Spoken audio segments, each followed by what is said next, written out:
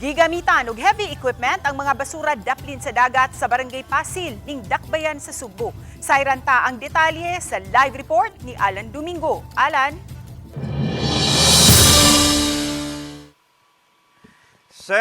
Bisan og ugma pa ipahigayon ang citywide clean-up sa Cebu City apan karon pa lang gisugda na sa DPS ang paghawan sa mga sagbot nga nakaali sa agianan sa tubig.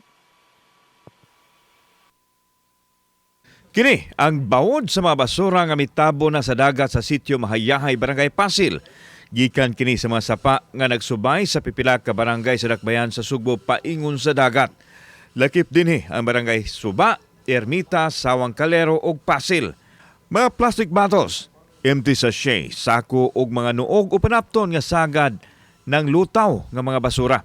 Og tungod kay haduol man kinis kabalayan, dunay higayon nga moabot kinis sa mga balay kun mo dako ang bawd.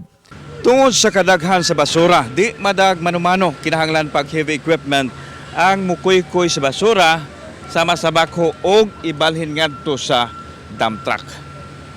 Giklaro sa mga mulupyo, dili sila ang naglabay sa mga basura kung dili gianod kini gikan sa ubang mga barangay. O kami kaantos nga rin baho, labi lang magbaha.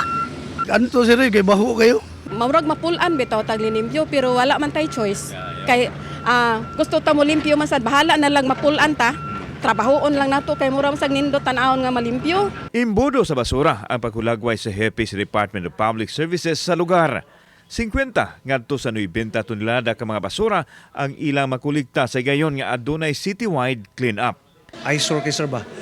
Unya kami, naglisod jud may pangita og mga panahon nga panahon nga makapenetrate mi kitungod inigtira na mo manglimpyo mi, mangulikta mi. Muhaytay di man niya dili man sad nato pwede irisgo ang kinabuhi sa atong mga staff.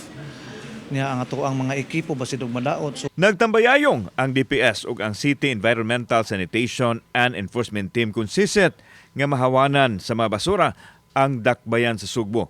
Dakpon og pahamtangan og multa ang maaktuhan nga nang labay og basura. Ngayon ko lang hangi sir nga kanang mga manglabay o kanang mga nangwartas basura, dili ta magpataka kung manglabay man ganita ilabay na to sa saktong oras o kanang naagi collection. Usa sa tutukan unya sa incoming mayor sa Cebu City ang pagpatuman sa anti-plastic policy. Og tumong nining direktiba nga maminusan ang paggamit sa plastic bottles nga usa sinungdan nga musangpot sa grabing baha sa Dakbayan. So the moment nga musuod mo, of course, minom mo yun, tanaw mo imong kagalingon nga tumbler.